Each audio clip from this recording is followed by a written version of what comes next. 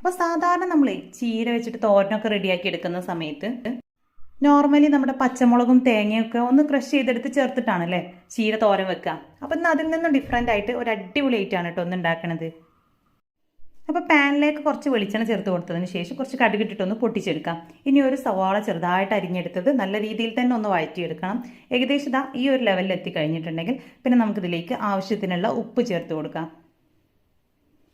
അപ്പോൾ ചീരയിലേക്കും കൂടെ ഉള്ള ഉപ്പാണ് നമ്മൾ ഈ ഒരു സമയത്ത് ചേർത്ത് കൊടുക്കേണ്ടത്. ഇനി അടുത്തത് അരിഞ്ഞു വെച്ചിട്ടുള്ള നമ്മുടെ ചീരയിൽ അതിലേക്ക് ചേർത്ത് കൊടുക്കാം.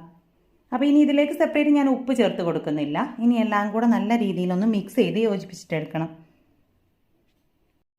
ഇനി എല്ലാം കൂടെ ചേർത്ത് മിക്സ് ചെയ്ത് കഴിഞ്ഞിട്ടുണ്ടെങ്കിൽ ഇതൊന്ന് ചെറുതായിട്ട് വെന്ത് കിട്ടാനായിട്ട് കുറച്ച് സമയം ഒന്ന് അടച്ചു വെച്ച് കൊടുക്കാം. അപ്പോൾ ആ ഒരു സമയത്തിൻ്റെ ഉള്ളിൽ തന്നെ നമ്മുടെ ചീരയിലൊക്കെ നല്ല രീതിയിൽ സോഫ്റ്റ് ആയി വന്നിട്ടുണ്ടാവും. ഇനി എല്ലാം കൂടെ നല്ലപോലെ ഒന്നുകൂടെ മിക്സ് ചെയ്തെടുത്ത് കഴിഞ്ഞാൽ ഇനി ഇതിലേക്ക് സാധാരണ നമ്മൾ ചേർത്ത് കൊടുക്കുന്ന പോലെ തന്നെ കുറച്ച് തേങ്ങയും പച്ചമുളകും കൂടെ ഒന്ന് ക്രഷ് ചെയ്തെടുത്ത് ഇതുപോലെ ചേർത്ത് കൊടുത്തിട്ടുണ്ട് കേട്ടോ. അപ്പോൾ ആ തേങ്ങ ക്രഷ് ചെയ്തെടുക്കുന്ന സമയത്ത് അതിലേക്ക് ഞാനൊരു 2-3 ചുവന്നുള്ളി കൂടെ ചേർത്ത് കൊടുത്തിട്ടുണ്ട്. അപ്പോൾ നമ്മുടെ ചീരയിൽ ഏകദേശം ഒരു 3/4 ഭാഗത്തോളം വെന്ത് വന്ന ആ ഒരു സമയത്താണ് കേട്ടോ നമ്മൾ തേങ്ങ ചേർത്ത് കൊടുക്കേണ്ടത്. അപ്പോൾ തേങ്ങയും കൂടെ ചേർത്ത് 2-3 മിനിറ്റ് നല്ലപോലെ ഒന്ന് ഇളക്കിയെടുക്കണം.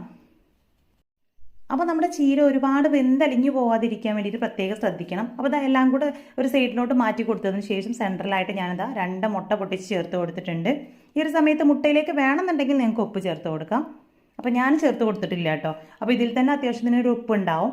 ഇനി ഇത് ചെറുതായിട്ടൊന്ന് കുക്കായി വരുന്ന സമയത്ത് തന്നെ നമുക്കിതിനെ എല്ലാ ഭാഗത്തേക്കൊന്ന് മിക്സ് ചെയ്ത് കൊടുക്കാം.